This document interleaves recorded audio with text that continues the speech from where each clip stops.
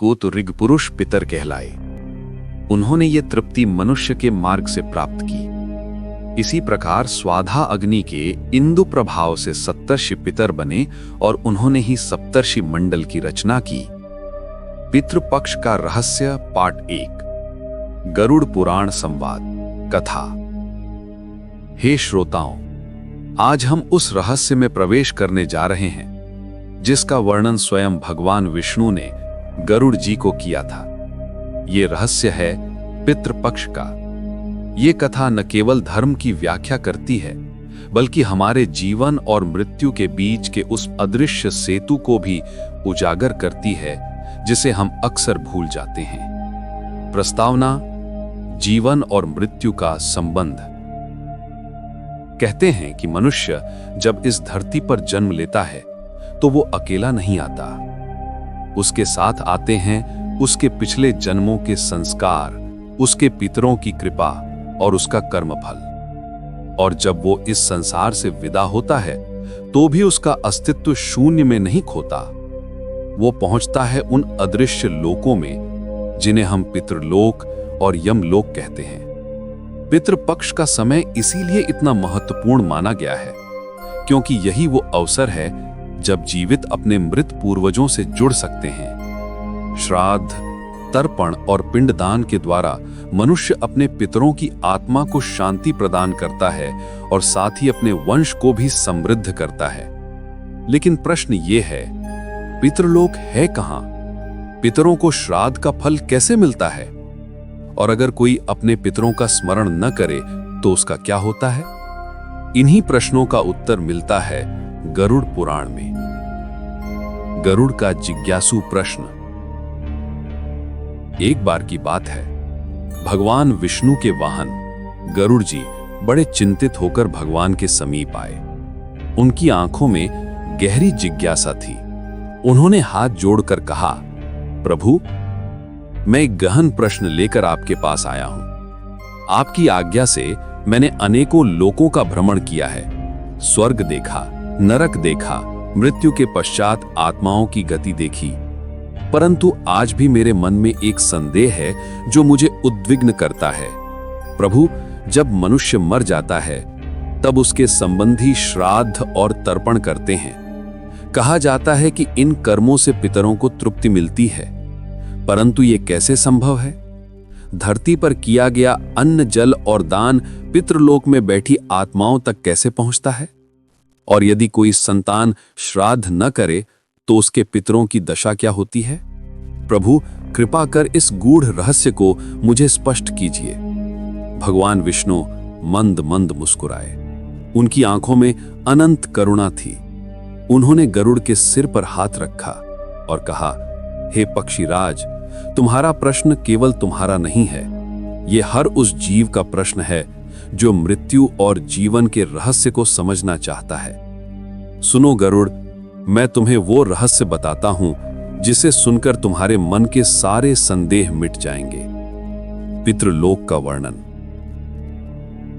हे गरुड़, इस सृष्टि में 3 लोक प्रमुख हैं, देवलोक, भुवरलोक और पाताल लोक। परंतु इनके अतिरिक्त एक और लोक है, पितृलोक। पितृलोक स्वर्ग और नरक के बीच स्थित है। ये वो स्थान है जहां उन आत्माओं का निवास होता है जो अपने जन्म जन्मांतर के बंधनों से मुक्त नहीं हुई, परंतु जिन्होंने महान पाप भी नहीं किए। ये आत्माएं अपने वंशजों से जुड़ी रहती हैं। जैसे वृक्ष की जड़ें अदृश्य होती हैं, परंतु पूरा वृक्ष उन्हीं पर आधारित होता है, वैसे ही वंश की जड़ें पितृलोक में स्थित पितर होते हैं। यदि जड़ें सींची जाएं तो वृक्ष हरा भरा रहता है, यदि जड़ें उपेक्षित हों तो वृक्ष सूख जाता है। ठीक वैसे ही यदि वंशज श्राद्ध और तर्पण करते हैं तो पितरों को तृप्ति मिलती है और वंश उन्नति करता है, परंतु यदि उपेक्षा की जाए तो पितर क्लेश में रहते हैं और वंश पतन की ओर जाता है। श्राद्ध का महत्व। हे गरुड़, श्राद्ध केवल एक क्रिया नहीं बल्कि कृतज्ञता का प्रतीक है। जब मनुष्य अपने पूर्वजों का स्मरण करता है तो वो ये स्वीकार करता है कि मैं जो हूं अपने पितरों की देन हूं। मेरी देह, मेरा ज्ञान, मेरा संस्कार सब उन्हीं की धरोहर है। श्राद्ध में जो अन्न, जल और दान दिया जाता है वो यज्ञ के माध्यम से सूक्ष्म रूप में पितरों तक पहुंचता है।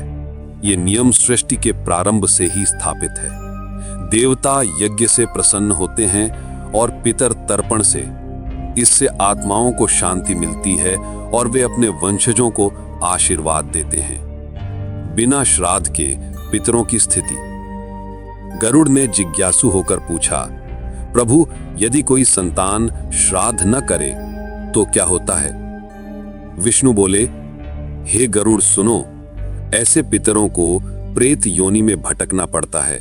वे न तो पूर्णतः स्वर्ग जा पाते हैं और न ही पूरी तरह मुक्त हो पाते हैं। उनकी आत्माएं तृषा और भूख से व्याकुल रहती हैं। कल्पना करो जैसे कोई अतिथि तुम्हारे द्वार पर खड़ा हो और तुम उसे अन्न जल ना दो। वैसे ही पितरों की दशा होती है।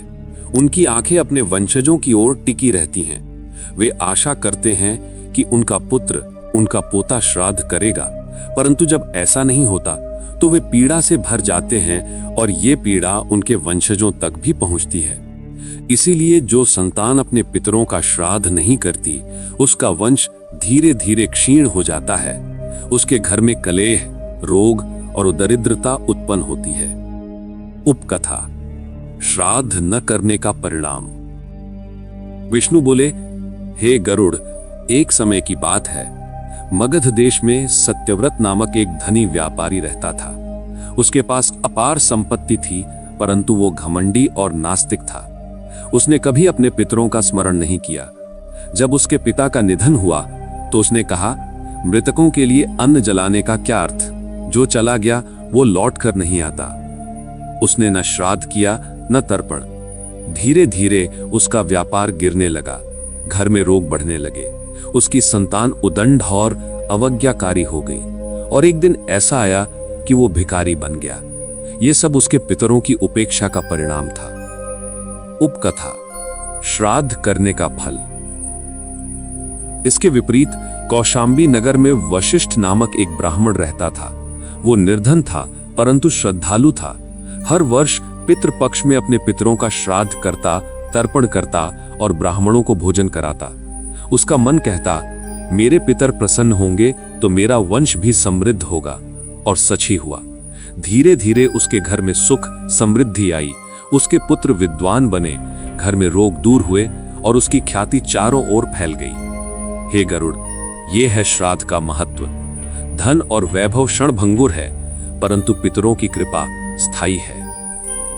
दोस्तों, अगर आपको ये कहानी पसंद आ रही है और आप आगे की रोमांचक और भावुक कथाएं सुनना चाहते हैं तो हमारे चैनल को सब्सक्राइब करें, इस वीडियो को लाइक और शेयर जरूर करें और आगे का पार्ट पाने के लिए बेल आइकन दबाएं, जिससे सभी नोटिफिकेशन आपको तुरंत मिल जाएं। बेल आइकन, धुन।